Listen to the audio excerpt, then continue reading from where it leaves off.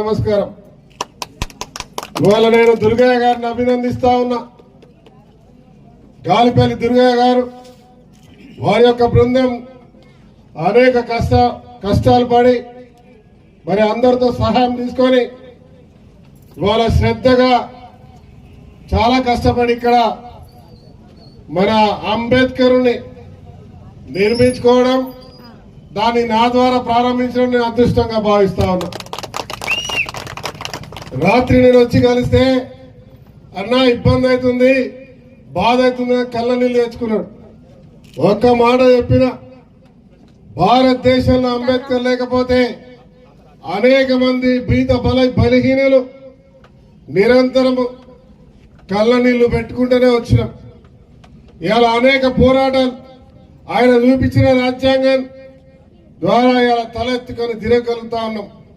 నీకెవరో సహకరించకపోతే, ఎవడో ఏదో గొట్టంగాడు మాట అంటే నీ కళ్ళు నీళ్లు రావద్దు, నువ్వు మహత్కర కార్యం చేస్తున్నావు, నీ వెంబడి మేమున్నామని చెప్పినాం. నేను వెళ్ళిపోయి మా సతీమణి మనాలి ఠాకూర్ నిరంతరం ప్రజల మధ్య ఉంటుంది, ఆమెను పంపించి ఇక్కడ నిలబడి కాసేపు లేట్ అయినా సరే వారితో కలిసి పని చేయమని రాత్రి ఇక్కడికి పంపించడం జరిగింది. వచ్చింది ఆమె. బంధువులారా, ఇలా గర్వపడతా ఉన్నా. స్థానికుడిగా ఓ బీసీ బిడ్డగా మీరు నాకు ఇక్కడ నిలబడే అవకాశం ఇచ్చారు. ఇలా అంబేద్కర్ విగ్రహం ప్రారంభం చేసుకునే కార్యక్రమానికి అవకాశం కల్పించినందుకు మీ అందరికీ శిరస్సు వంచి ధన్యవాదాలు తెలుపుతా ఉన్నా. ఇవాళ కాంగ్రెస్ పార్టీ దేశవ్యాప్తంగా మొదలుపెట్టింది జై భీమ్, జై గాంధీ, జై సంవిధానం.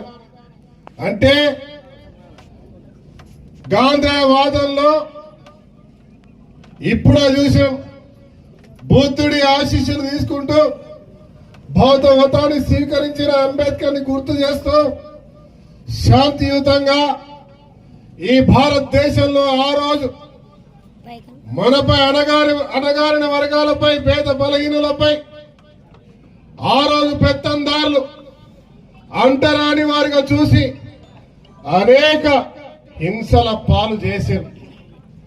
బ్రిటిష్ దొర రాజ్యంలో ఒక నరకం చూస్తే స్వతంత్రం వచ్చిన తర్వాత కూడా మన దేశంలో మన బలహీనులను మంచి నీళ్లు తాగాలంటే కిలోమీటర్ల చొప్పున పోయిన రోజులు ఉన్నాయి. చెప్పులు వేసుకొని ముందుకెళ్ళిపోతే మన తోలు తీసి చెప్పులు కుట్టుకునేటువంటి పరిస్థితి ఆ రోజుల్లో పెత్తందారులు దొరలు నడిపించింది. ఆ వ్యవస్థను భూస్థాపితం చేసి ఇవాళ అంబేద్కర్ రచించిన రాజ్యాంగం, ఆ రాజ్యాంగంతో పేద బలహీన వర్గాల వారందరూ కూడా ఉన్నతమైన చదువులు జరుపుకొని పూలే, సావిత్రిబాయి పూలే వారు చూపించిన బాటలో చదువులు నేర్చుకొని అంబేద్కర్ రచించిన రాజ్యాంగంతో ఇవాళ తలెత్తుకొని గర్వంగా నిలబడి ఈ భారతదేశంలో భారత రాజ్యాంగంలో ఉన్నతమైన పదవులతో పాటు ఇవాళ మనుషులు మానవతకు ఒక బంగారు దారిని చూపించినటువంటి చరిత్రాత్మకమైన సంఘటన ఈ రోజు ఈ నిలబడ్డ బిఆర్ అంబేద్కర్ జై భీమ్ అని మరి గర్వంగా పిలుపుకునే ఒక నాయకుడు లేకపోతుంటే మన బతుకులు ఎక్కడున్నాయో ఒక్కసారి ఆలోచించాలి. జై భీమ్ చూపించిన రాజ్యాంగం ఉండగా కూడా అనేక ప్రాంతాల్లో అవమానాలు, అఘాయిత్యాలు, దారుణాలు జరుగుతూ ఉంటే ఆ రోజు విప్లవాలు కూడా పుట్టినాయి. పీపుల్స్ వార్ వచ్చింది, ఇంకో రకమైన అనేక దళాలు వచ్చినాయి, ఉద్యమాలు నడిచినాయి. ఈ ప్రాంతం కూడా ప్రతి ఒక్క ప్రాంతం నుంచి మన ప్రాంతంలో నేను నిలబడ్డ ప్రాంతం కూడా ఉద్యమాల గడ్డగా రక్తాలు దారాలు తీసి ప్రాణాలు అర్పించినటువంటి చరిత్ర మన ప్రాంతానికి ఉన్నది. ఇవన్నీ ఇవాళ స్వతంత్రం వచ్చిన ఆ అంబేద్కర్ రచించిన రాజ్యాంగం ద్వారానే బయటి ప్రపంచానికి, సమాజానికి మంచి చేయాలనే సంకల్పంతో ప్రజా జీవితంలోకి వచ్చి ఇలా మంచి చేస్తా ఉన్నాం.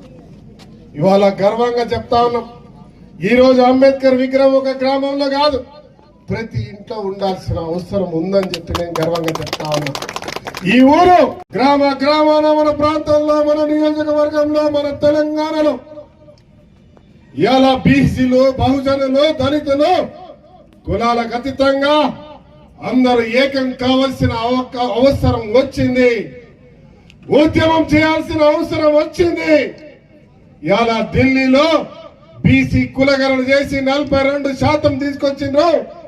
ఈ రోజు ఈ రాష్ట్ర ప్రభుత్వం రేవంత్ రెడ్డి గారు రెడ్డిగా ఉండి బీసీ బహుజనులను ఒక్కటి చేయాలనక సంకల్పంతో సుప్రీంకోర్టు ఇచ్చిన తీర్పును కుల ఎస్సీ వర్గీకరణ చేసి ఈ రోజు కేబినెట్ లో కూడా మాలా మాదిగకు సమానంగా అవకాశం కల్పించి ఇలా జై భీమ్ సంబంధించిన అంబేద్కర్ రచించిన రాజ్యాంగానికి దారి చూపే ప్రయత్నం చేస్తుంది.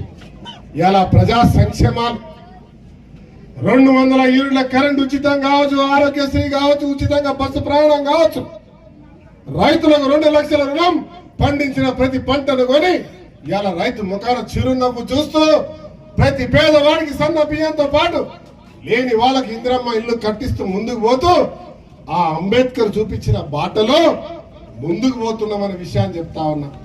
ఒక ప్రమాదం ముంచింది.